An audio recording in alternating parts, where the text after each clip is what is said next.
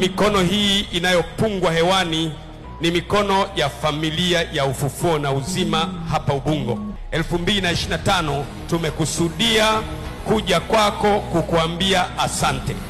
Asante kwa ajili ya taifa la Tanzania, asante kwa ajili ya maaskofu wetu wote, asante kwa ajili ya viongozi wa dini wote taifa la Tanzania, asante kwa ajili ya ardhi yetu, asante kwa ajili ya madini yetu, asante kwa ajili ya bahari, asante kwa ajili ya wachungaji wote walio Tanzania, asante kwa ajili ya maaskofu wa madhehebu yote, asante kwa ajili ya mashehe wote, asante kwa ajili ya maimamu, asante kwa ajili ya viongozi wote. Tunakuja Bwana kusema asante. Wengine wanasema vinginevyo, ila mimi nasema asante. Wengine wanataka wapate vingi zaidi, lakini sisi tunasema asante. Asante sana Bwana, tunakupungia mikono ya shukrani. Mpingie mikono ya shukrani Bwana.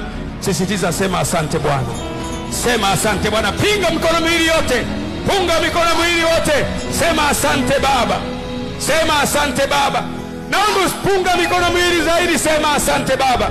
Kila anayepunga mkono, pokea baraka kuanzia leo. Pokea baraka za Mungu, wewe na familia yako, wewe na watoto wako, wewe na ndoa yako. Taifa la Tanzania lipokee baraka. Punga mikono hewani Tanzania oye! Punga mikono hewani Tanzania oye! Familia ya Ufufuo na Uzima imekuja pamoja kumwambia Bwana kwamba asante kwa ajili ya mambo yote uliyotufanyia. Punga mikono mwili, sema napokea baraka.